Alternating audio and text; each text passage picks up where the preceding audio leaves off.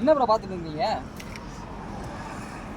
ஃபேக்டரியில் ஏன் அந்த ஃபேன் இருக்குது ப்ரோ? அந்த ஃபேன் எதுக்காக அப்படின்னா அட்மாஸ்பியர் ஏரை உள்பக்கமாக இழுக்கும். அதாவது ரேடியேட்டர் வழியாக இருக்கும்.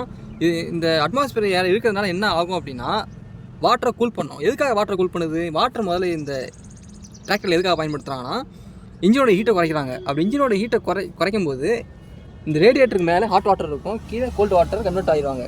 இப்போ ஹாட் வாட்டர் இங்கே மேலேருந்து கீழே வருமா? அப்படி வரும்போது அட்மாஸ்பியர் ஏரை இந்த ஃபேன் இழுக்கும்போது அட்மாஸ்பியர் ஏர் வந்து இந்த வாட்டரில் ஹீட்டை அப்சர்வ் பண்ணிப்பாங்க.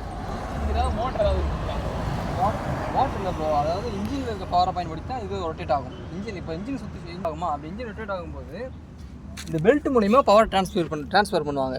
இது இன்ஜின் ஷாஃப்ட், ஓகேங்களா? இது இன்ஜின் ஷாஃப்ட்டு. இன்ஜின் ஷாஃப்ட்லேருந்து மெக்கானிக்கல் எனர்ஜியை பெல்ட் மூலிமா இந்த ஃபேனுக்கும் ஸ்டார்டர் மோட்டாருக்கும் ட்ரான்ஸ்ஃபர் பண்ணுவாங்க. இப்போ மெக்கானிக்கல் எனர்ஜி இங்கே ட்ரான்ஸ்ஃபர் பண்ணது எதுனா இந்த பெல்ட் தான். இந்த பெல்ட் இருக்கிறதுனால இந்த ஃபேன் ரொட்டேட். ஓகே ப்ரோ, மக்களுக்கு தேங்க்ஸ், பாய்.